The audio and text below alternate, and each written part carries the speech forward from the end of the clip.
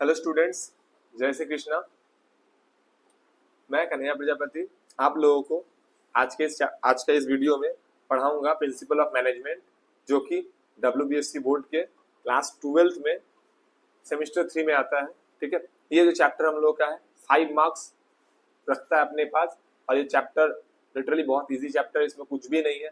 कुछ 2-4 टॉपिक्स है जो हम लोग कवर कर लेंगे तो 5 मार्क्स हम लोग का पूरा हाथ में।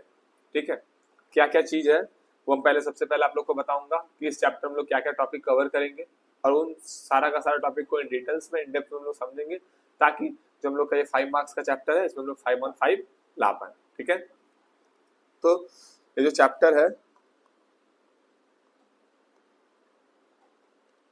कितने मार्क्स का आने वाला है? 5 मार्क्स का, प्रिंसिपल ऑफ मैनेजमेंट। ठीक है, टॉपिक क्या क्या है जो हम लोग कवर करेंगे इस चैप्टर में? तो टॉपिक हम लोग का सबसे पहले हो जाएगा डिफाइन और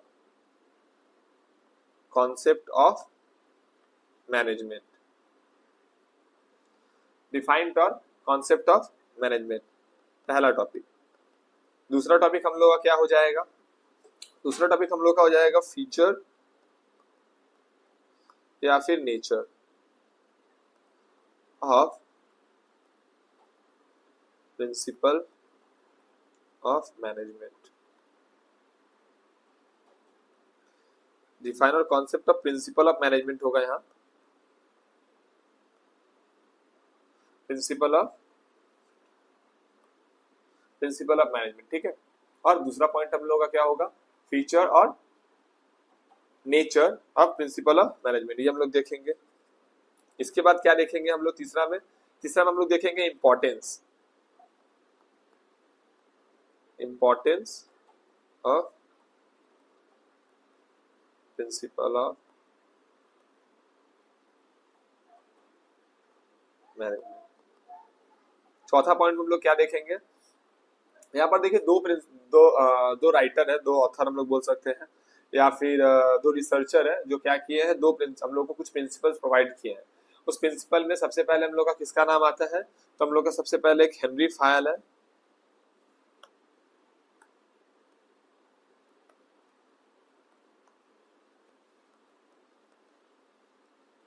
हेनरी फायल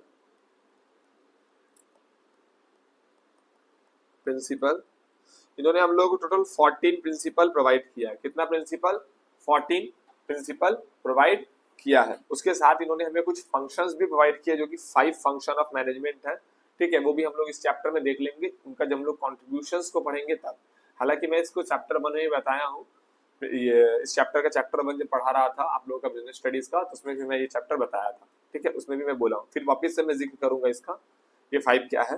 ठीक है, चलिए इसके बाद हम लोग इसमें देखेंगे हम लोग फाइल्स का प्रिंसिपल देख लिया, हम लोग देखेंगे टेलर का, टेलर्स प्रिंसिपल।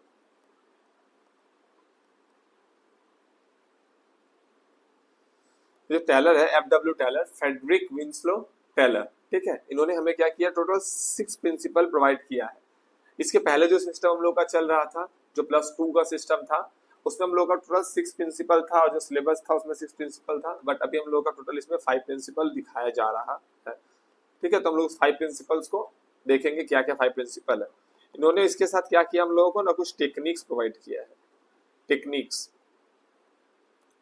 प्रोवाइड किया है। इन प्रिंसिपल्स को कैसे हम लोग एप्लीकेबल करेंगे, ताकि हम लोग का जो भी टास्क है करने के बाद हम लोग मैक्सिमम रिजल्ट उससे ले पाए, मैक्सिमम आउटपुट हम लोगों को उससे मिले। ठीक है, ये तो हम लोग टेक्निक्स भी इसका देखेंगे, क्या टेक्निक्स इन्होंने हमें प्रोवाइड किया है। ठीक है, ये हुआ, यही बेसिकली चैप्टर्स है जो हम लोग क्या करेंगे इसमें। हाँ, यही बेसिकली चैप्टर्स है जो क्या टॉपिक्स है बेसिकली इसमें हम लोग क्या करेंगे, इस चैप्टर में कवर करेंगे। क्या क्या टॉपिक्स है देख लिया हम लोगों ने? Define and concept of management, principle of management, features और नेचर, और मैं एक भूल गया यहाँ पे कैरेक्टरिस्टिक्स, वो भी अगर पूछे तो हम लोग का सेम ही आंसर होगा प्रिंसिपल ऑफ मैनेजमेंट का, वो देखेंगे हम लोग।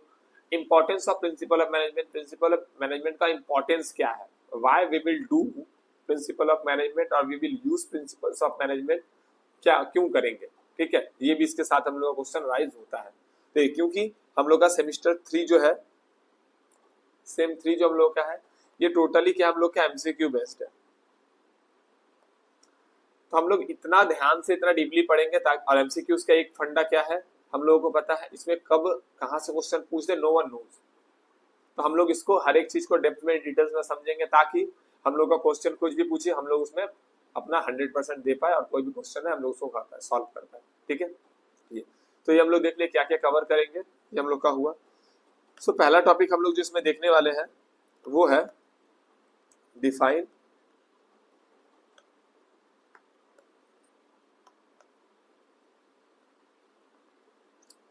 Management, principle of management.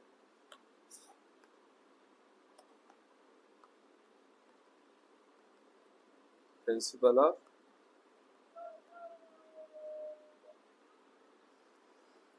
Define और concept of principle of management. Principle of management क्या होता है, ठीक है। प्रिंसिपल ऑफ मैनेजमेंट हम लोग का होता क्या है। मैनेजमेंट मैंने आप लोगों को बताया, मैनेजमेंट क्या है, एक आर्ट है। मैनेजमेंट क्या है, एक आर्ट है जिसके थ्रू हम लोग अपना कोई भी काम, मुश्किल से मुश्किल टफ टास्क काम जो होता है, किसी और की मदद से क्या करते हैं उसको सॉल्व करते हैं। ठीक है, एक सिस्टमैटिक वे में, एक क्या सिस्टमैटिक वे में। ठीक है, प्रिंसिपल ऑफ मैनेजमेंट क्या है, ये सेट ऑफ मैनेजमेंट्स है। ये क्या है, सेट ऑफ मैनेजमेंट्स है जो कि कुछ कुछ फंडामेंटल ट्रुथ पे बेस्ड होता है। और ये क्या करता है, जनरल गाइडलाइंस प्रोवाइड करता है टू दी मैनेजर्स, ताकि वो लोग सही डिसीजंस ले पाए और उनका जो एक्शंस हो सही तरीके में, सही जगह पे उनका एक्शंस हो, ताकि उससे वो लोग मैक्सिमम आउटपुट निकाल पाए। ठीक है, ये हम लोग का कहलाएगा principle and concept of management. ठीक है, डेफिनेशन का बात करें तो डेफिनेशन आप लोग लिख लीजिएगा। Management principles are statement. हाँ, मैं स्टार्टिंग में वीडियो का बोलना भूल गया आप लोगों को, प्लीज आप लोग ये कॉपी पेन लेकर के बैठिए। ठीक है, ताकि मैं जो कुछ ही बता रहा हूँ आप जस्ट इसको नोट डाउन करते रहिए। नोट डाउन करने से क्या होगा, वापस सब जब एक बार इस वीडियो को देखिएगा रिपीट करके एग्जाम से पहले, तो आपको 1 घंटे में पूरा का पूरा चैप्टर रिकवर हो जाएगा। एक चैप्टर पूरा का पूरा रिकवरी हो जाएगा आपका। ठीक है, रिकैप भी जिसको हम लोग बोल सकते हैं। ये हुआ। इसके बाद हम लोग देखते हैं, हाँ, डेफिनेशन जो आप लोग लिख लीजिए। प्रिंसिपल ऑफ मैनेजमेंट का, management principle are statement of fundamental truths. Management principles are the statement of fundamental truths which guides thinking and actions by the managers under different situations. There are lots of different situations we can see in the management, we can see in the organization, and all should solve to the managers. all problems, all situations have to face only managers. वो लोग किस तरीके से उसको करेंगे, solve करेंगे। तो principal of management क्या करता है, वो जो सेट ऑफ थ्योरीज है वो क्या करता है, मैनेजर्स को बताता है कि how you can solve your problem easily और सही डायरेक्शन में, ताकि आपका जो आउटपुट है वो आपको आउटपुट मिल पाए सही से। ठीक है, ये हम लोग देखे कॉन्सेप्ट का बात करें या फिर हम लोगों का फीचर का। ठीक है, ये डन हुआ। अब नेक्स्ट पॉइंट देखते हैं हम लोग। नेक्स्ट पॉइंट हम लोगों का नेचर और फीचर और प्रिंसिपल ऑफ मैनेजमेंट। ठीक है, क्या क्या है। पहला नंबर पे इसमें हम लोग एक एक तो पॉइंट्स क्या करेंगे, कवर करेंगे, क्या क्या प्रिंसिपल्स है जो हम लोग देख सकते हैं मैनेजमेंट में। सबसे पहला क्या है, ये यूनिवर्सल एप्लीकेशन है। सबसे पहले क्या है, ये यूनिवर्सल एप्लीकेशन है। यूनिवर्सल एप्लीकेशन करने का मतलब क्या है, जैसे ना आप साइंस में Charles law, Boyle's law, Newton's law, gravity, theory of gravity, ये ना एक जगह एप्लीकेबल है और दूसरे जगह एप्लीकेबल है ऐसा नहीं होता। It is applicable everywhere. कहीं पर भी आप चला जाओ सब जगह एप्लीकेबल होगा।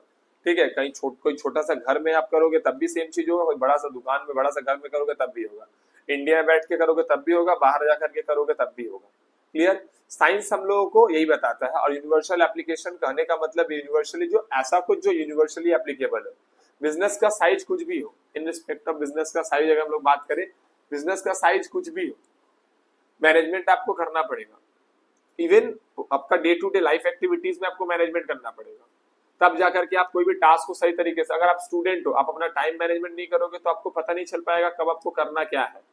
ठीक है, तो आपको मैनेजमेंट करना जरूरी है इन रिस्पेक्ट ऑफ बिजनेस का साइज हो, या फिर इतना ही नहीं, अगर वो प्रॉफिट सीकिंग ऑर्गेनाइजेशन हो या नॉन प्रॉफिट सीकिंग ऑर्गेनाइजेशन हो, अगर आपका बिजनेस प्रॉफिट कर रहा है तो, और अगर आपका बिजनेस प्रॉफिट नहीं कर रहा है तो, दोनों के केस में you have to do what, you have to do management. ठीक है, ये क्लियर। अब सर ऐसा कौन सा बिजनेस है जो प्रॉफिट नहीं करता? एनजीओ बाबू, बहुत सारा ऐसा एनजीओ है जो क्या कर, जिसके लिए हम लोगों को क्या नाम है, जो बेसिकली काम करते हैं विदाउट कोई प्रॉफिट इंटेंशन से। ठीक है, ये हुआ। दूसरा नंबर में हम लोग देखेंगे, दूसरा नंबर में हम लोग का हो जाएगा formed by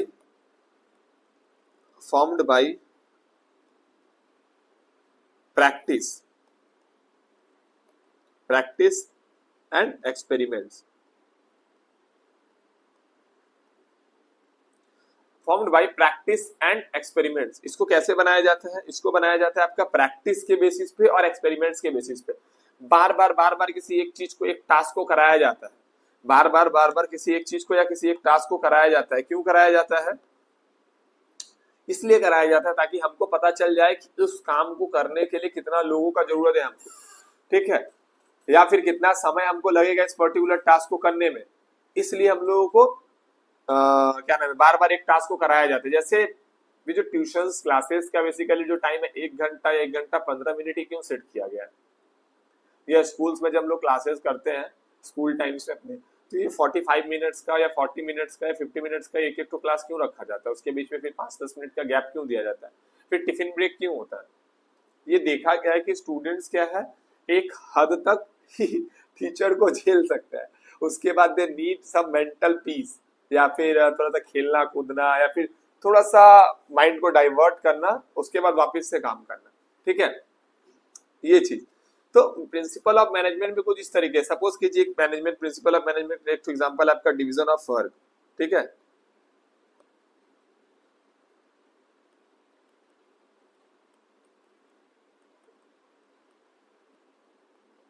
division of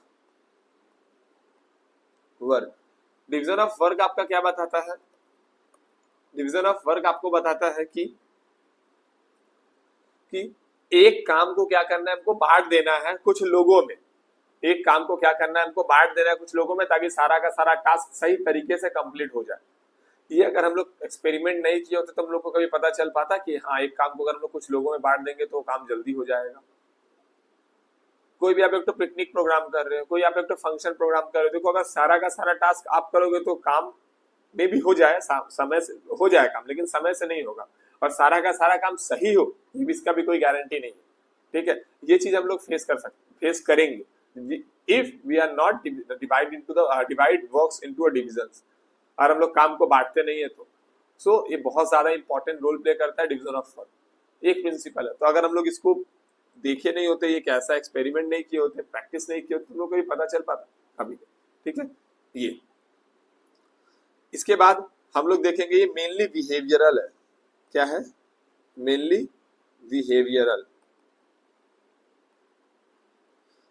mainly behavioural करने का मतलब ह्यूमन बिहेवियर इस पे पूरा का पूरा डिपेंड करता है। All work is done by human being, सारा का सारा काम ऑर्गेनाइजेशंस में जो मैनेजमेंट का काम है, यूं तो हम लोग का 2 फैक्टर होता है, नॉन ह्यूमन फैक्टर होता है और एक ह्यूमन फैक्टर होता है। एक ह्यूमन फैक्टर होता है, एक नॉन ह्यूमन फैक्टर होता है। ठीक है, नॉन ह्यूमन फैक्टर्स जो होते हैं उनको चलाने के लिए ह्यूमंस चाहिए, जैसे कि मशीन्स,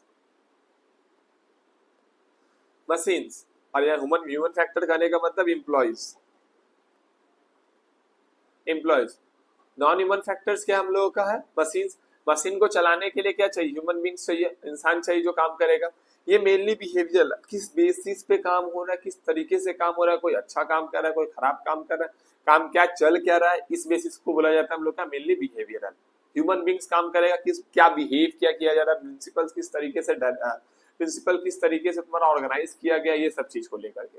ठीक है, ये हुआ तीसरा पॉइंट। चौथा पॉइंट में हम लोग देखेंगे इसका cause and effect relationship, cause and effect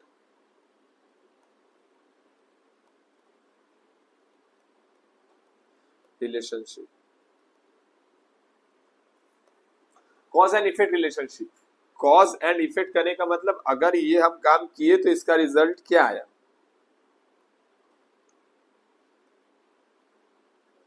अगर हम कोई एक ए वर्क कर रहे हैं, ए वर्क करने के बाद हमको रिजल्ट क्या मिल रहा है, cause and effect relationship. Management इसी पे तो बेस करता है।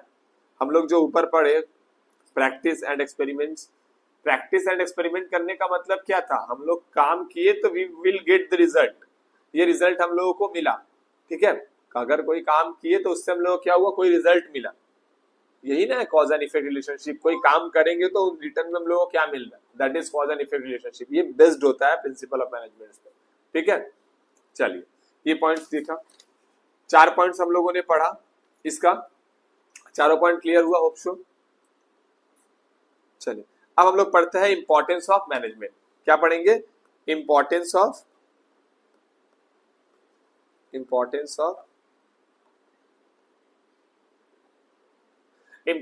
मैनेजमेंट बोले या फिर सिग्निफिकेंस,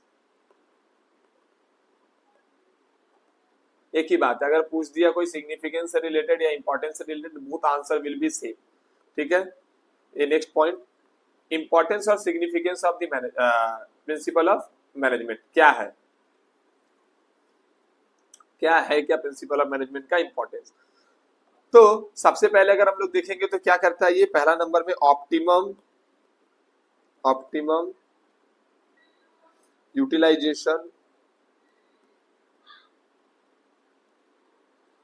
रिसोर्सेस।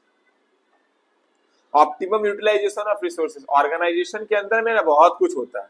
क्या क्या होता है, मशीनरीज होता है, रॉ मटेरियल्स होता है ना, रॉ मटेरियल्स होता है आपका, ह्यूमन फैक्टर होता है, एंड एक्सेट्रा इट इज, और भी जो कुछ भी है। ऑप्टिमम यूटिलाइजेशन ऑफ रिसोर्सेस हम लोगों को बताता है ये पॉइंट कि ऑर्गेनाइजेशन में whatever the factors are available, we have to use it properly. हमें वेस्टेज नहीं करना है, हमें क्या करना है, वेस्टेज बिल्कुल भी नहीं करना है। वेस्टेज ना के बराबर होगा एकदम से, काम उसी तरीके से हम लोगों को करना है, ठीक है। That is machine, raw materials, human factor, सब कुछ। ह्यूमन काम कर रहा है, काम करते करते बोलता हूँ बोर हो गया हूँ यार, और काम करने का मन नहीं कर रहा, 2 घंटा थोड़ा आराम कर लेता हूँ, रिलैक्स करता हूँ, ऐसे इंप्लॉयज तो बिल्कुल भी नहीं, ठीक है। तो ये चीज नहीं करना है, ठीक है। Machine, raw materials, human factor, तो ये प्रॉपर यूटिलाइजेशन ऑफ रिसोर्सेज के अंदर में हम लोग का आएगा। मैनेजमेंट रहेगा तो हमको पता है कब कितना काम करना है, नहीं करना है, ये सब चीज हमको क्या कर रहा है, वो बता रहा है, ठीक है। चलिए इसके बाद देखते हैं, मतलब रॉ मटेरियल्स वगैरह को सही तरीके से इस्तेमाल करना। Scientific decisions,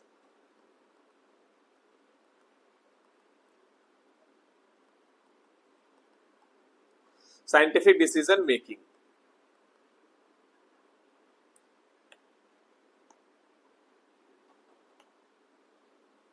scientific decision making, scientific decision making हम लोग को क्या बताता है, साइंटिफिक डिसीजन मेकिंग हम लोग को बताता है कि whatever the decisions we will take, जो ऑर्गेनाइजेशन का हित में हो और सही से हो। खाली बोलने का नहीं है कि मैं एक दिन में 15 घंटा काम कर दूं, is it possible, may be may not be, हो सकता है हो भी नहीं सकता, ठीक है। ऐसा हो सकता है वो आज काम कर ले, 2 दिन काम कर ले, कोई बोल रहा है हमको 24 घंटे में 20 घंटा मैं काम करूंगा, 4 घंटे में सोऊंगा, 20 घंटा, ठीक है। देखो किसी का कोई बहुत अच्छे से मोटिवेट हो गया है, ठीक है, कोई बहुत ज्यादा कंसिस्टेंट है तो अलग बात है, वरना डेली पर्पस पे 20 घंटे काम करना it is impossible. Scientific decisions बताता है हम लोग मैनेजमेंट जब करेंगे, काम को बांट दिए हैं, या सपोज कीजिए ऑथोरिटी एंड रिस्पॉन्सिबिलिटी एक प्रिंसिपल है, वो प्रिंसिपल बताता है अगर हम किसी को ऑथोरिटी दे रहे हैं तो we will have to give them also responsibility. अगर हम लोग खाली ऑथोरिटी देंगे और रिस्पॉन्सिबिलिटी नहीं देंगे तो काम गड़बड़ होगा। ऑथोरिटी करने का मतलब पावर देना, और रिस्पॉन्सिबिलिटी करने का मतलब दायित्व। हम लोग को वो दोनों देना जरूरी है किसी भी पर्सन को। पर्सन ए को हम अगर खाली ऑथोरिटी दे दिए, उसको हम रिस्पॉन्सिबिलिटी नहीं दिए, तो ये गंडगोल करेगा, अपने शक्तियों का गलत इस्तेमाल करेगा। ठीक है, क्या बोलेगा, माँ मेरी शक्तियां वापस आ गई माँ, अब मैं कुछ भी कर सकता हूँ माँ। ठीक है, तो ऋतिक रोशन बन जाएगा। तो यहाँ पर हम लोग का साइंटिफिक डिसीजन मेकिंग होता है, जो ऑर्गेनाइजेशन के हिसाब से होता है, हम लोग उसी डिसीजन पे अमल करते हैं, उसी डिसीजन को हम लोग लेते हैं। ठीक है, मीटिंग इन्वायरमेंटल चैलेंजेस, मीटिंग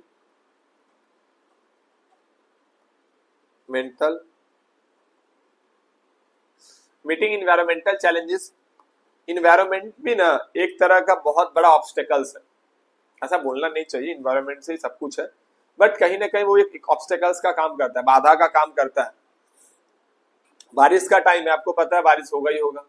ठीक है ना, आप अगर प्रॉपर मैनेजमेंट नहीं किए हो तो आपका सब गंडोगोल हो जाएगा। सपोज करो आपका पेपर वगैरह कुछ बिजनेस है, आप ओपन फील्ड में पेपर का बिजनेस कर रहे हो पूरा का पूरा, आपका कुछ सेड वेड लगा हुआ नहीं है, कोई कारखाना नहीं है, बारिश आएगा आपका पेपर पूरा का पूरा खत्म। या फिर ऐसा कुछ जो बारिश के मौसम में आप उसको इस्तेमाल नहीं कर सकते, ऐसा कुछ, या ऐसा कुछ जो बहुत ज्यादा धूप होगा, जैसे मान लो बर्फ, आइसक्रीम्स वगैरह का, ये सब चीज को लेकर। ठीक है, या मान लो बाढ़ आ गया, तो इन्वायरमेंट भी क्या करता है ना, बहुत सारा प्रॉब्लम्स वगैरह हम लोग को फेस करने पे मजबूर करता है। तो उसके लिए we need proper management, we need principles, जिसको अप्लाई करके हम लोग सही तरीके से काम को करेंगे। ठीक है, इसलिए क्या करता है, मीटिंग इन्वायरमेंटल चैलेंजेस, जो भी चैलेंजेस फेस करना, मतलब जो भी चैलेंजेस हम लोग फेस करते हैं इन्वायरमेंट से रिलेटेड, मैनेजमेंट हम लोगों को पूरा का पूरा हटाना तो it is impossible for anyone, but उसको हम लोग रिड्यूस्ड कर सकते हैं, ये चीज। 3 पॉइंट हम लोग देखें। इसके बाद हम लोग देखते हैं better administration.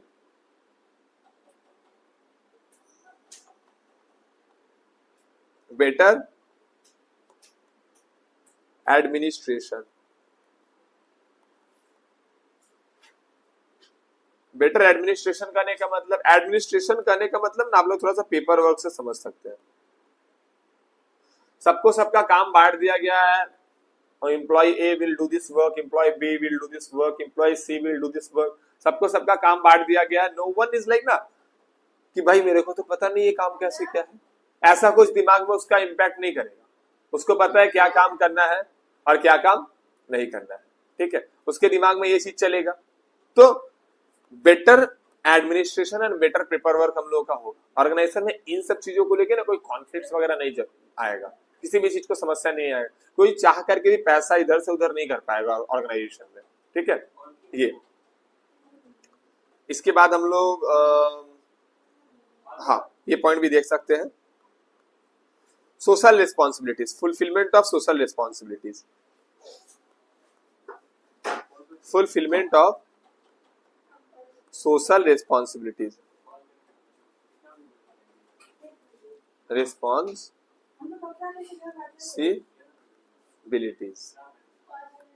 Fulfilment of social responsibilities क्या बताता है हम लोग का, फुलफिलमेंट ऑफ सोशल रिस्पॉन्सिबिलिटीज हम लोग को बताता है अगर वी विल डू मैनेजमेंट तो क्या रहेगा ऑर्गेनाइजेशन से। देखो कभी कभी सुनते हैं ना, कहीं पार्क खुल गया, कोई हॉस्पिटल्स को ओपन कर दिए, कुछ ना कुछ दे डू और दे डज। इससे क्या होता है, हम लोग का जो आसपास के जो लोग हैं, सोशल रिस्पॉन्सिबिलिटीज जो होता है वो फुलफिलमेंट हम लोग का होता है। ठीक है, समाज सेवा, क्या करेंगे हम लोग, समाज सेवा करेंगे। और समाज सेवा जरूरी भी है, करना भी पड़ता है कभी कभी हम लोग को, कभी कभी जरूरत पड़ता है और कभी कभी वी हैव टू डू, ना चाह कर भी। ठीक है, ये सब चीज एनीवेज जो भी हो करना पड़ता है, मतलब आप लोग समझ ही रहे हैं हम किसको टारगेट करके बताना चाहते हैं। ठीक है, पॉलिटिक्स, बड़े बड़े लोग, they have to do, sometimes ना वो लोग जानबूझ के नहीं करना चाहते, sometimes they have to do, ताकि वो लोग टैक्स बचा पाए। ठीक है, बहुत सारे चीजें हैं, हम लोग उसको कभी और नेक्स्ट टॉपिक में पढ़ेंगे। ठीक है, ये चीज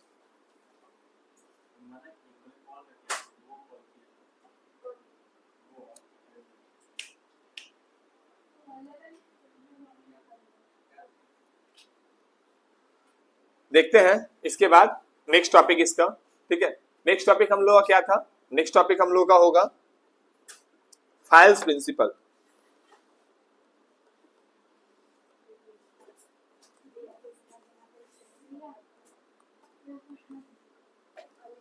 files principles of management.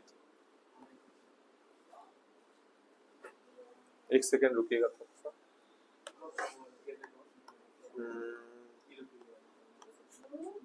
Principle of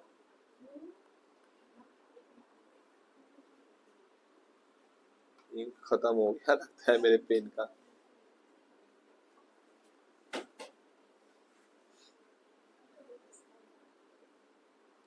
management, ठीक है, फाइल्स प्रिंसिपल ऑफ मैनेजमेंट। इसके इस टॉपिक के लिए ही बेसिकली ये चैप्टर में वजन है। इस टॉपिक के लिए और एक टॉपिक है हम लोगों का टेलर्स प्रिंसिपल, ठीक है। ये दो टॉपिक ही है जो इस चैप्टर को वजन देता है और कुछ नहीं। क्योंकि अगर हम लोग हेनरी फायल का प्रिंसिपल का बात करें, हेनरी फायल्स के प्रिंसिपल का, हेनरी फायल्स के कंट्रीब्यूशन का, किसका कंट्रीब्यूशन का बात करें तो ये जो कंट्रीब्यूशन हम लोग का 5 primary function,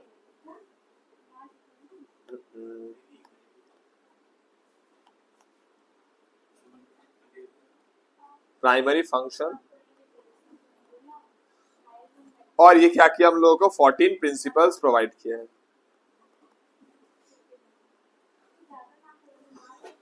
5 primary functions provide किए हैं और 14 प्रिंसिपल्स प्रोवाइड किए हैं, जिनसे हम क्या करते हैं, इनको याद करते हैं और इनको याद रखते हैं बेसिकली। 5 एक second,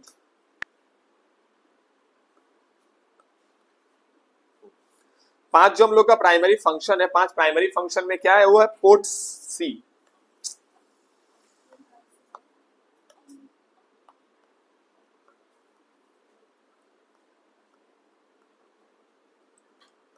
port C, planning, organizing, directing, staffing and controlling.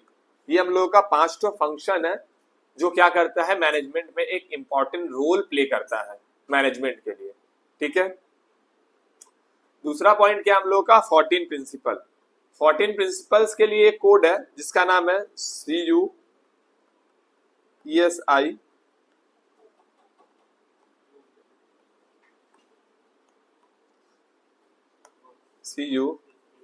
अरे टेक्निकल ग्लिच, ESI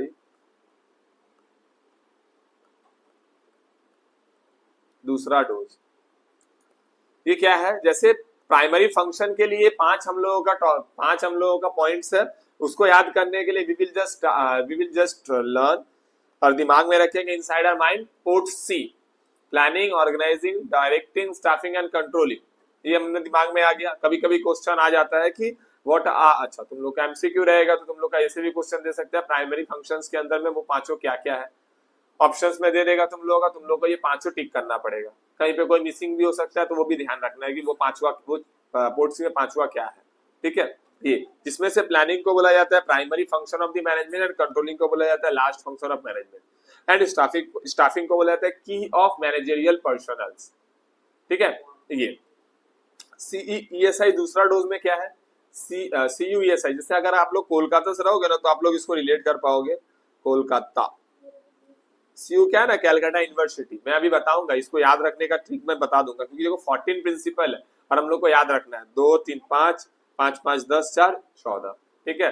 ये 14 तो प्रिंसिपल का मैंने इस कोड को बनाया है ताकि आप लोग इजी वे में इसको याद रख पाओ। CUESI दूसरा डोज क्या है, CU मतलब कैलकाटा यूनिवर्सिटी, ESI एक हॉस्पिटल है, दूसरा यानी सेकेंड। और जब कुछ टाइम पहले क्या हो रहा था, सेकेंड डोज लग रहा था कोरोना वायरस का, you know very well corona virus, ठीक है। ये तो उसका दूसरा डोज लगाया जा रहा था, तो इसी को लेकर के मैं क्या किया हूँ, इस कोड को बनाया हूँ, CUESI दूसरा डोज। ये याद रखोगे, आपको 14 प्रिंसिपल याद है। सर ठीक है, आप बता दिए ये 14 प्रिंसिपल है क्या ये, तो ये है हम लोगों का हेनरी फायल्स के द्वारा दिया गया 14 प्रिंसिपल्स, जिसमें हम लोग देखेंगे सी हम लोग का सेंट्रलाइजेशन एंड डिसेंट्रलाइजेशन हो जाता है, यू हम लोग का यूनिटी ऑफ कमांड, ई हम लोग का स्पिरिट डीकॉप्स, एस स्केलर चेन ऑफ अथॉरिटी, ई इनिशिएटिव्स। ऐसे करके पूरा का पूरा हम लोग का 14 प्रिंसिपल स्टैंड करता है, ठीक है। एक एक करके हम लोग समझते हैं और आप लोग को बताते हैं, ठीक है। क्या है ये 14 प्रिंसिपल, देखते हैं। एक एक तो हम बताते जा रहे हैं और एक एक तो टिक करते जा रहे हैं, ठीक है। आप लोग इसको लाइन से भी याद कर सकते हो और आगे पीछे भी याद कर सकते हो। जैसे मैं बता रहा हूं सबसे पहले डी को, सबसे पहले मैं किसको बता रहा हूं, डी को। डी क्या है, division of work. Division of work करने का मतलब क्या है, division of work. Division of work principal हम लोगों को बताता है, इसमें हम लोग को हेनरी फाइल बता रहे हैं कि एक काम को अगर हम लोग डिवाइड कर देना, ये एक टास्क है, होल टास्क, और हम लोग इसको डिवाइड करें, जैसे मान लीजिए इस पूरा का पूरा जमीन है,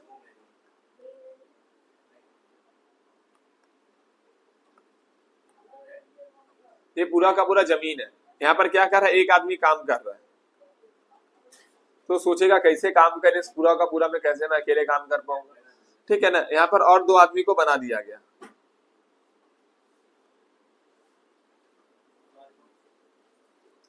और दो तीन आदमी को ला दिया गया। अब इस काम को क्या कर दिया गया, बांट दिया गया। अब ये देखिए जो काम इसको टफ लग रहा था, बड़ा लग रहा था, अब ये काम बहुत इजीली हो जाएगा। एक पोर्शन को ये करेगा, एक पोर्शन को ये करेगा, एक पोर्शन को ये कर देगा, फटाफट सारा काम कंप्लीट हो जाएगा, ठीक है। ये कहलाता है हम लोग का division of work. Division of work हम लोग को बताता है कि काम को किस तरीके से बांट देने से काम क्या हो जाएगा, बहुत इजीली कंप्लीट हो जाएगा, ठीक है। ये और इससे क्या बेनिफिट मिलेगा ऑर्गेनाइजेशन को, इससे हम लोग को बनेगा it's make each job simply. ये क्या करता है, सारा का सारा काम को बहुत इजी सिंपल बना देता है, पहला चीज। दूसरा हम लोग क्या दिखेगा, ये क्या करता है, वर्कलोड को रिड्यूस करता है। जो इसके लिए काम बहुत ज्यादा लग रहा था, अब ये काम क्या हो गया, इसके लिए वर्कलोड रिड्यूस हो गया, ठीक है। और एक तो चीज क्या होगा ना, वेस्टेज ज्यादा नहीं होगा। इसको इस पोर्शन को दे दिया काम करने के लिए, अपना रॉ मटेरियल्स ला करके यहाँ पे काम करना शुरू, ये अपना यहाँ पे काम करना शुरू। अब ये अगर पूरा यहाँ से यहाँ तक रॉ मटेरियल लेकर के जाएगा तो क्या होगा, कुछ वेस्टेज भी होगा, है ना, ये चीज। तब ये वेस्टेज भी नहीं होगा, समय का वेस्टेज नहीं होगा, टाइम का वेस्टेज नहीं होगा, कुछ भी नहीं होगा, ठीक है। ये अगर हम लोग डिवीजन ऑफ वर्क एप्लीकेबल नहीं करते तो क्या हम लोग को फेस करना पड़ सकता है, हम लोग को फेस करना पड़ेगा लैक ऑफ इफिशियंसी। इफिशियंसी करने का मतलब कि कोई भी काम को हम लोग कंप्लीट सही समय पे और कॉस्ट इफेक्टिव मैनर में नहीं कर पाएंगे, ये हम लोग को सबसे पहला चीज दिखेगा। दूसरा चीज क्या दिखेगा, कोई भी जॉब मोर कॉम्प्लेक्स हो जाएगा, ज्यादा मतलब बहुत ज्यादा कॉम्प्लेक्स हम लोग को देखने के लिए मिलेगा। जो काम इजी वे में हो सकता है but now it is difficult to do, tough हो जा रहा है काम करने के लिए, ठीक है, ये चीज। दूसरा पॉइंट हम लोग को दिखेगा authority and responsibility. A, authority and responsibility.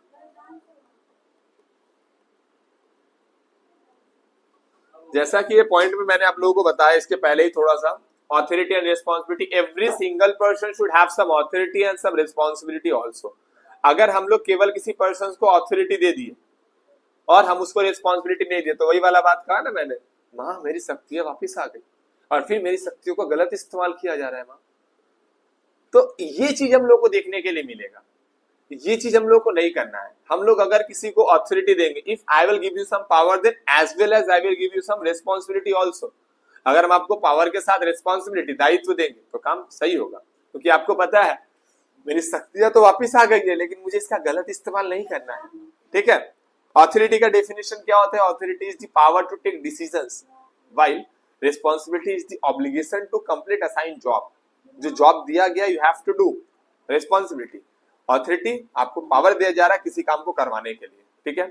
ये जैसे मैनेजर्स के पास पावर होता है एम्प्लॉयज के साथ शक्ति प्रदर्शन दिखा, शक्ति करने का या काम निकालने का, बट उसका रिस्पॉन्सिबिलिटी भी है कि महीने के एंड में आपको काम कंप्लीट देना और एम्प्लॉयज भी ना छोड़े, ठीक है। ये इसके बाद तीसरा पॉइंट देखते हैं हम लोग। तीसरा पॉइंट हम लोग का बताता है डिसिप्लिन। डिसिप्लिन, डिसिप्लिन हम लोग क्या बताता है, एक सेकेंड रुकिएगा,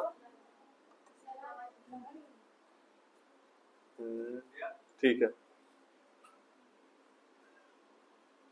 हाँ, तो डिसिप्लिन, डिसिप्लिन अपने आप में 100 आता है, पता है आप लोगों को कैसे, ये आप लोग खुद से कैलकुलेशन करके देखिएगा। अल्फाबेट में टोटल 26 लेटर्स आता है ना, 26 लेटर्स में डी कितने पे आता है, 4 पे आता है, आई का एक पोजीशन है, एस का एक पोजीशन है, सी का एक पोजीशन है, आई का एक पोजीशन है, पी का एक पोजीशन है, एल का एक पोजीशन है, आई का एक पोजीशन है, एन का एक पोजीशन है, ई का एक पोजीशन है।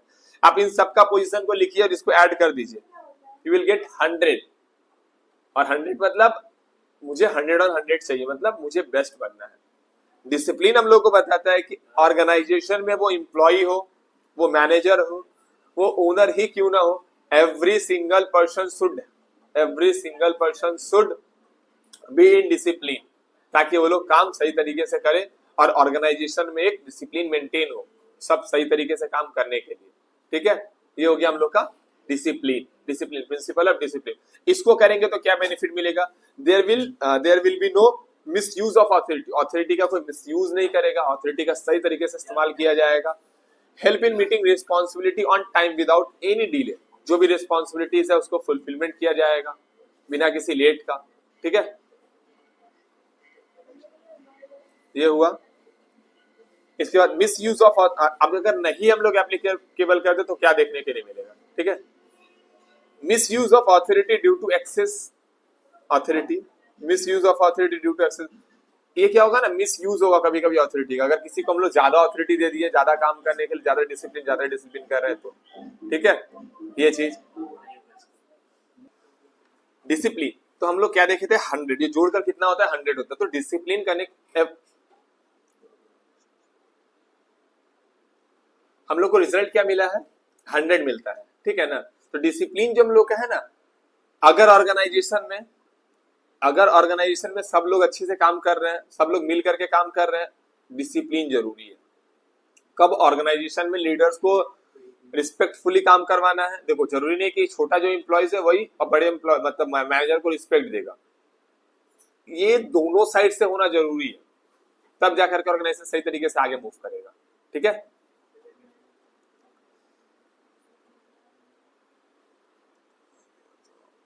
अब आते हैं हम लोग point number 4, unity of command. Unity of command क्या बताता है हम लोग को? यूनिटी ऑफ कमांड एक प्रिंसिपल है। इस प्रिंसिपल में हम लोग को देखने के लिए मिलेगा कि ये मान लीजिए ये मेरा मैनेजर, ठीक है, ये उसका एम्प्लॉय,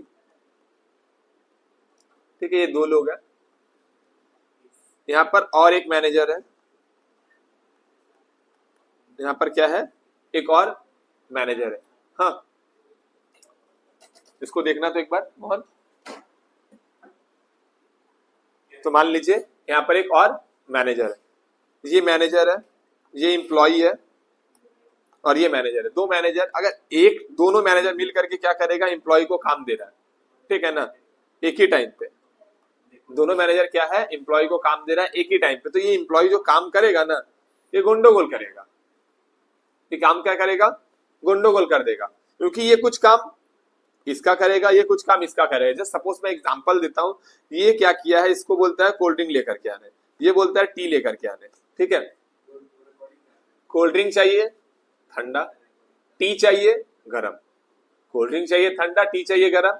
ये क्या करेगा, लेकर के तो दोनों आएगा, टी लाते लाते गर्म हो गया, कोल्ड ड्रिंक लाते लाते ठंडा हो गया, टी लाते लाते ठंडा हो गया, कोल्ड ड्रिंक लाते लाते गर्म हो गया। लीजिए अब गर्म कोल्ड ड्रिंक पीजिए, लीजिए अब ठंडा चाय पीजिए। यूनिटी ऑफ कमांड क्या बताता है, एक टाइम पे एक बॉस एक एम्प्लॉय को ऑर्डर देगा, एक टाइम पे एक ही काम चलेगा। क्लियर? इसके बाद एक तो पॉइंट है ठीक इससे related, unity of direction. Unity of direction क्या बताता है? यूनिटी ऑफ डायरेक्शन एक पॉइंट है जो हम लोग को बताता है, जैसे यहां पर मैंने क्या देखा, एक एम्प्लॉय को क्या करेगा, काम देगा।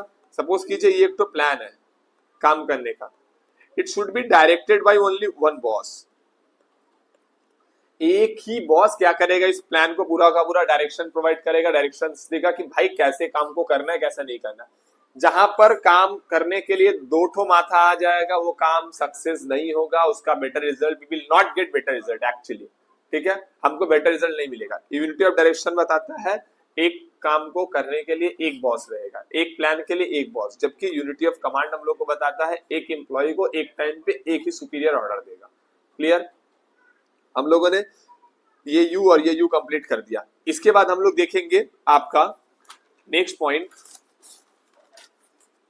हो जाएगा subordination of individual interest to a general interest, S.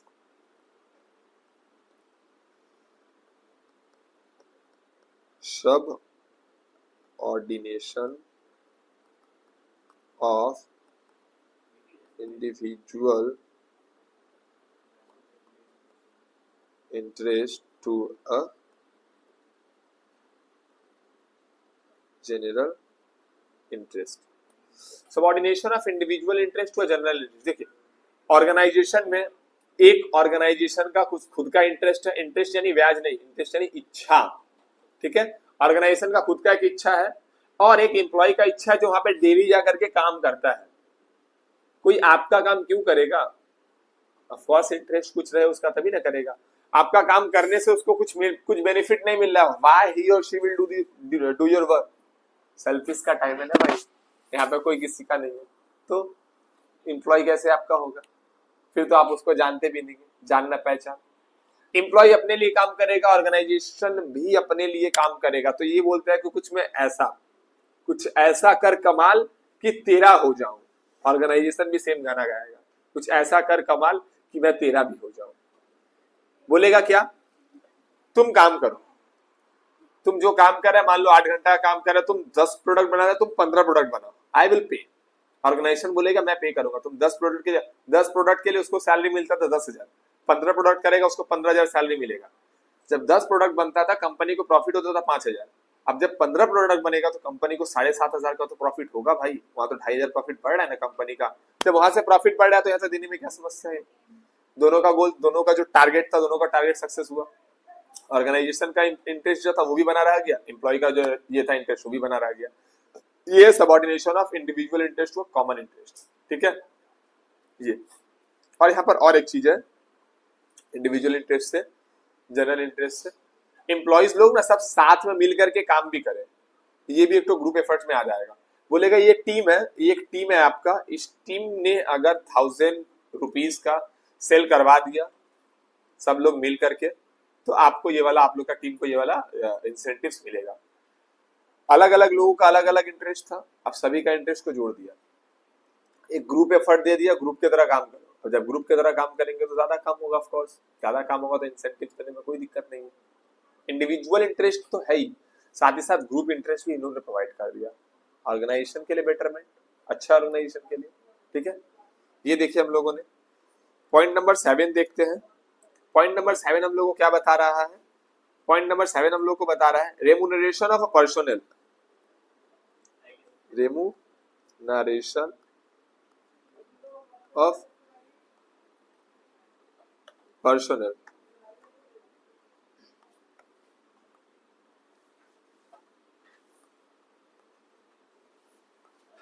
Remuneration of a personal, एक एम्प्लॉय काम कर रहा है, उसका वेजेस हो, उसका फेयर हो, उसका सैलरी हो, कुछ भी हो।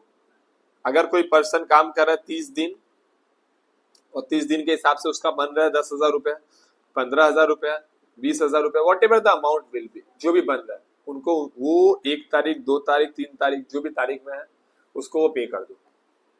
क्योंकि वो जब काम कर रहा है आपके पास 30 दिन आकर के काम कर रहा है ना, वो तो वहां पे नानुकुर नहीं कर रहा है। At the time of payment why you are, आप क्यों नानुकुर कर रहे हैं? ये मत कीजिए। रेमुनरेशन ऑफ द एम्प्लॉयज जो है परफेक्टली वो आप उनको क्या कीजिए, प्रोवाइड कीजिए। An individual person should be paid their remuneration within a time के अकॉर्डिंगली, ये बोलता है। अगर ये आप कीजिएगा आपका ऑर्गेनाइजेशन और आगे ग्रो करेगा। इसका हम लोग कुछ कॉज एंड इफेक्ट देखेंगे। Financial capacity of the concern का, कंपनी का, ऑर्गेनाइजेशन का फाइनेंशियली क्या ये कैपेसिटी, ये पता चलेगा। The wages and the salary paid by the competitors by keeping in mind the minimum wage act of government। हाँ, अपने दिमाग में ये एक चीज रखना है कि गवर्नमेंट का जो एक्ट है कि वर्कर को कितना मिनिमम पे करना है। एक वर्कर अगर आपके लिए काम करता है, ये एक्ट को देख करके आप उनको पेमेंट करना है। The wages and salary paid by the, अगर आप पेमेंट नहीं करोगे ना, आपका कॉम्पिटिटर बैठा हुआ है, बोलेगा आओ भाई मेरे पास आओ, मैं काम कर दूंगा तुम्हारे लिए, मैं तुमको पेमेंट करूंगा, मेरा काम करो मैं तुम्हें पेमेंट कर दूंगा। ये सब चीज हम लोग को दिमाग में रखना पड़ेगा, ये हम लोग को बेटर मतलब बेनिफिट्स आएगा। ये हुआ एडवर्स। हाँ चलिए अब देखते हैं हम लोग, अच्छा नहीं करेंगे तो वो भी देख ली थोड़ा सा। Increase in turnover of the employees, employees का टर्नओवर बढ़ जाएगा। एम्प्लॉयज का टर्नओवर मतलब एम्प्लॉयज आपके ऑर्गेनाइजेशन को छोड़ेंगे। एक एम्प्लॉयज अगर आपका कंपनी में 10 साल है ना, इसका मतलब क्या ना, वो 10 जगह जाकर के बताएगा कि कंपनी बहुत अच्छा है। लेकिन एक एम्प्लॉय अगर 6 महीने में छोड़ा ना अपना आपका एम्प्लॉय कंपनी, तो यही बोलेगा कब मत जाओ। बार बार आप हायर करोगे, हायर करो, हायरिंग में भी तो एक पैसा लगता है, एक प्रोसेस पूरा का पूरा एक प्रोसेस है, समय लगता है, तो क्या होगा आपका काम का वेस्टेज होगा। यही आपको देखने के लिए मिलेगा। ठीक है, ये वेस्टेज ना हो इसके लिए भी आपको समय पे पेमेंट करना उनको जरूरी है। ठीक है, इसके बाद centralization and decentralization. Centralization and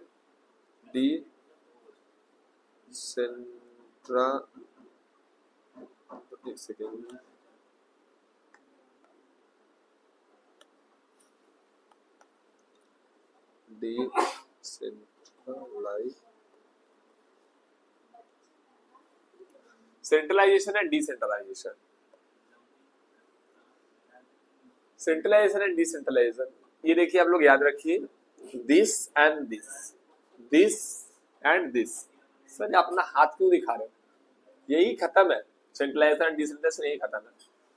जब आप ऑर्गेनाइजेशन में सारा का सारा पावर अपने हाथ में रख लेते हो, ताकि सेंट्रलाइजेशन। अगर आप इसको रिमूव कर देते हो दैट इज डिसेंट्रलाइजेशन। सर थोड़ा और इजीली एक एग्जांपल के साथ, एक एग्जांपल देता हूँ। स्कूल है, एक स्कूल है, ये पूरा का पूरा स्कूल है आपका, ठीक है ना। इस स्कूल में कौन है, प्रिंसिपल। ये क्या करता है ना, जब काम करवाता है ना, स्टार्टिंग में देखिएगा जैन फेब में जब सबका एडमिशन वगैरह हो गया, हर एक क्लास का एक क्लास टीचर होता है, क्लास टीचर होता है। बट स्टूडेंट्स डरते क्लास टीचर से कम प्रिंसिपल से ज्यादा है। मतलब मेन पावर किसके पास है, प्रिंसिपल के पास है। प्रिंसिपल ने क्या किया है, अपना कुछ पावर टीचर्स को प्रोवाइड किया है, दैट इज डिसेंट्रलाइजेशन। जब top level authority systematic way में सभी लोअर लेवल्स को अथॉरिटी प्रोवाइड करते हैं, ताकि उनको कुछ तब उनको अपने आप को फील करे कि हाँ मैं भी ऑर्गेनाइजेशन का एक हिस्सा हूँ, वो ऐसा फील करे कि मेरा ऑर्गेनाइजेशन है, उनके पास कुछ पावर्स है काम करने का, कोई डिसीजंस लेने का। ये कहलाता है हम लोग का decentralization. While it's totally inverse अगर देखेंगे तो डिसेंट्रलाइजेशन हो जाएगा। एग्जाम जब खत्म हो जाता है, देखिए फिर क्लास टीचर्स चेंज हो जाते हैं। उस समय क्या होता है, प्रिंसिपल पूरा का पूरा अथॉरिटी वापस ले लेता है। सबको दिया हुआ है पावर, सबको पावर एंड अथॉरिटी दिया गया है, तो पावर एंड अथॉरिटी क्या करते हैं, वो वापस से सबसे ले लेते हैं। That is centralisation.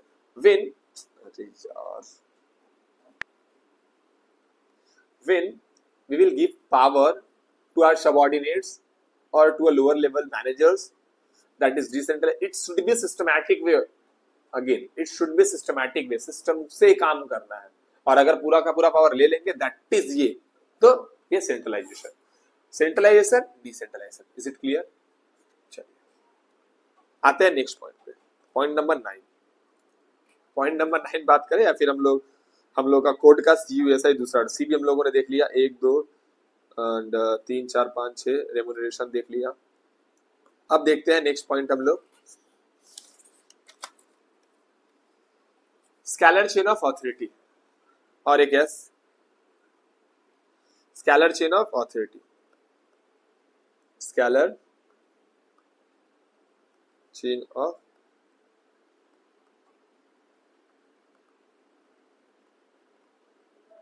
Scalar chain of authority क्या बताता है।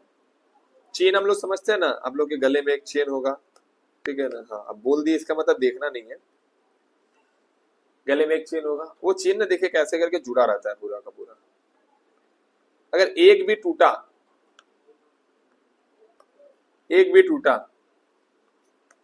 तो क्या हो जाएगा, ये पूरा का पूरा ब्रोक हो जाएगा, है ना, खत्म हो जाएगा, फिर ये साथ नहीं रहेगा ऑर्गेनाइजेशन।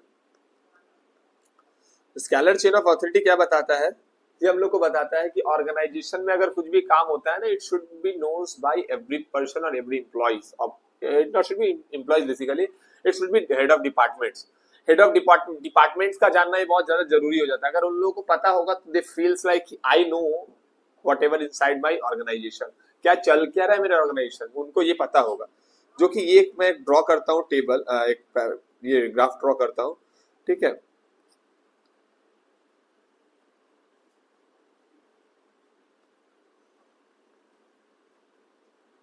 ये मैं एक ग्राफ ड्रॉ किया, ठीक है। इसमें क्या हो रहा है, फ्लो कर रहा है। सपोज करो यहाँ ए बैठा है, यहाँ बी बैठा है, यहाँ सी बैठा है, यहाँ डी बैठा है, यहाँ ई, यहाँ एफ, यहाँ जी बैठा है, सब लोग बैठे हैं। ये सब हेड ऑफ द मैनेजर्स है। हम लोग लेवल ऑफ मैनेजमेंट पढ़े तो कुछ इस तरह का ही टेबल हम लोग का था। बोलते हैं ना, अगर टॉप लेवल मैनेजर्स कुछ एक्शंस कुछ भी लेते हैं तो ये क्या होना चाहिए, सबको एक लाइन से पता होना चाहिए, नहीं कि टॉप लेवल लिया सीधे ग्राउंड लेवल को बता दिया भाई यही से काम करना है कर दो, नहीं। वो बताएगा मैनेजर्स को, मैनेजर्स के नीचे को बताएगा, फिर उसके बाद नीचे आएगा बात। तो धीरे धीरे एक चेन की तरह ये फॉलो होगा। जब ये चेन की तरह फॉलो होगा, यहीं से आया है स्केलर चेन ऑफ अथॉरिटी। हर ऑर्गेनाइजेशन के हेड्स को, ऑर्गेनाइजेशन के अंदर में जो हेड्स है सबको पता होना चाहिए कि उनके ऑर्गेनाइजेशन में क्या हो रहा है। It is scalar chain of authority.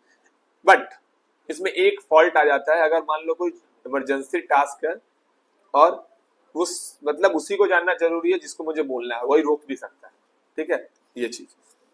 तब क्या होगा, उस केस में डिपार्टमेंट सी सपोज करो डायरेक्ट डिपार्टमेंट एफ से कांटेक्ट करेगा बिना डी बिना ई को बताए, ठीक है। इसको क्या बोलेंगे हम लोग, गैंग प्लैंक, गैंग प्लैंक। इसको क्या बोलेंगे हम लोग, गैंग प्लैंक। जब दो डिपार्टमेंट कांटेक्ट करेंगे with each other, separate department contact करेंगे with each other without following the scalar chain of authority, that is gang plank. Okay, ये मेरा क्या कहलाएगा, गैंग प्लान कहलाएगा। क्लियर, चलिए पॉइंट नंबर 9 देखिए। अब देखते हैं हम लोग पॉइंट नंबर 10। इसके बाद और चार बच जाएगा। पॉइंट 10 में क्या हम लोग का है, पॉइंट 10 में हम लोग का है ऑर्डर। ओ कहां गए भाई, ओ क्या क्या बचा है, EISE, EIS यही बचा है। ओ ऑर्डर, ऑर्डर का मतलब आपको क्या पता है, ऑर्डर ऑर्डर ऑर्डर, हुक्म देना कि ये भाई या ये काम कर, ये काम कर, ऑर्डर ये होता है। बट यहाँ मैनेजमेंट में ऑर्डर का मतलब अलग अलग चीज होता है। ऑर्डर हम लोग को बताता है कि जो सामान जहां का है उसको वहां पे रखिए, ताकि ऑर्गेनाइजेशन में ज्यादा टाइम वेस्टेज ना हो, जो सामान है सही तरीके से पता चले कितना सामान लाना है कितना सामान नहीं लाना है। तो एग्जांपल देके समझाइए तब समझ में आएगा। चलिए देते हैं, एक फैक्ट्री है, फैक्ट्री में मेरा एक ऑफिस है और अच्छा चलिए ये पूरा का पूरा मेरा ऑर्गेनाइजेशन है। ऑर्गेनाइजेशन में क्या, मेरा ऑफिस भी है, मेरा स्टोर रूम भी है, मेरा फैक्ट्री भी है, ठीक है ना, और मेरा गोडाउन भी है। गोडाउन में क्या होना चाहिए, raw material and finish goods, तो उसको वहां रखेंगे। कि मेरा ऑफिस का पेपर रखेंगे गोडाउन में। स्टोर रूम में टूल किट्स वगैरह वो रखेंगे, न रॉ मटेरियल्स रखेंगे। फैक्ट्री में रॉ मटेरियल जो जरूरत है वो रखेंगे, ना यहाँ ऑफिस का पेपर या टूल किट का सामान रखेंगे, नहीं ना। सब कुछ सीक्वेंस में प्रॉपर ऑर्डरली वे में रखना जरूरी है। ऑर्डर हम लोग को यही बताता है, जो चीज जहां का चीज है उसको वहां रखो। जो एम्प्लॉयमेंट को कैश में होना चाहिए उसको कैश में रखो, जो एम्प्लॉयमेंट को ऑफिस में होना चाहिए उसको ऑफिस में रखो। ऑफिस में रखे हाँ सब घोटाला कर डाला रे बाबा, नहीं चलेगा ना। जिसको जहां रखना है उसको वहां रखो, ये बताता है हम लोग का ऑर्डर प्रिंसिपल। अब आते हैं हम लोग इक्विटी, पॉइंट नंबर 11। इक्विटी का मतलब, सर इक्विटी शेयर का बात करें क्या सर, हाँ सर उसमें लगाए थे सर, वो क्या नाम है IT कंपनी विप्रो में लगाए थे सर, TCS में भी लगा रहे थे सर, ठीक है लगाइए मस्त लगाइए, बहुत पैसा बनेगा उसमें, ठीक है। आप लोग को न्यूज पता ही है IT सेक्टर्स का भी, ठीक है, क्या हो रहा है क्या नहीं हो रहा है। आने वाले टाइम पे एम्प्लॉयज इधर उधर घूमेंगे, बोलेंगे जॉब नहीं है, वो तो अभी भी खैर बोलते ही है, बट आने वाला टाइम में IT सेक्टर का हालत बहुत खराब होने वाला है। सर IT सेक्टर तो ग्रो कर रहा है, ग्रो AI कर रहा है। जहां पहले 10 एम्प्लॉयज लगता था वहां पे 1 एम्प्लॉय से काम हो जा रहा है। प्रेजेंटेशन 2-2 5-5 घंटा का जो प्रेजेंटेशन है वो मैं करके देता हूँ ना, 10 मिनट में काम खत्म। एआई। टीसीएस जैसा कंपनी 12,000 जॉब निकाला, 12,000 लोगों को फायर किया, भगाया। टीसीएस जैसा कंपनी जिसको ट्रस्टेड बोलते थे, बहुत ट्रस्टेड कंपनी है ये चीज है, ठीक है। आने वाला टाइम पे बहुत खराब होने वाला है। इक्विटी हम लोग को क्या बताता है? इक्विटी हम लोग को बताता है ना, अगर ऑर्गेनाइजेशन में आपका चाचा का बेटा काम कर रहा है, आपका छोटा भाई काम कर रहा है, आपकी छोटी बहन काम कर रही है और एक बाहर का एम्प्लॉय काम कर रहा है, तो आप इन चारों के साथ ना देखिए भेदभाव मत कीजिए, ये मेरा चाचा का बेटा है, ये मेरी खुद की बहन है, भेदभाव मत कीजिए। क्योंकि बोलते हैं हम लोग को सबके साथ आप इक्वली, हाँ आपका रिलेशन है उससे बढ़िया, आपकी प्यारी सी बहन है, आपकी प्यारा सा भाई है, बढ़िया, बहुत बढ़िया। बट ये जो 8 आवर्स का जो समय है ना, 8 आवर्स में ओनली वो आपका एम्प्लॉय है या फिर आपका वो मैनेजर है, ये आपको दिमाग में रखना है। इक्विटी डिसिप्लिन, इक्विटी हम लोग को बताता है कि सबके साथ इक्वली, सबके साथ इक्वली आप लोग क्या बोलेंगे, ट्रीट कीजिए, इक्वली ट्रीट कीजिए, बराबर, किसी के साथ भेदभाव मत कीजिए। अगर ये कीजिएगा तो आपका ऑर्गेनाइजेशन और भी ग्रो करेगा। जहां पर आप भेदभाव कीजिएगा एम्प्लॉय जाएगा, काम नहीं करेगा, बोलेगा आप तो भेदभाव करते हैं, नेपोटिज्म, ठीक है, नेपोटिज्म से हम लोग वाकिफ है। ये सब चीज नहीं चलना चाहिए ऑर्गेनाइजेशन के अंदर में, वरना फिर ऑर्गेनाइजेशन डूबेगा। बॉलीवुड का भी क्या हाल है आप लोग को अच्छे से पता है, लोग साउथ इंडियन में शिफ्ट हो जा रहे हैं, हॉलीवुड में शिफ्ट हो जा रहे हैं, बॉलीवुड उतना चल नहीं रहा। अब आप कोई बोलेगा आपको सर सैयारा तो बहुत चल रहा है, बहुत बहुत चल रहा है सैयारा, हम भी गए थे देखने, ठीक है, उतना भी बुरा नहीं था जितना लोग बता रहे हैं, बट वो कभी कभी बोलते हैं कोई कोई ज्यादा हाइप, जो अगर किसी चीज का ज्यादा हाइप हो गया तो वो भी दिक्कत है, बस वही चीज है और कुछ नहीं।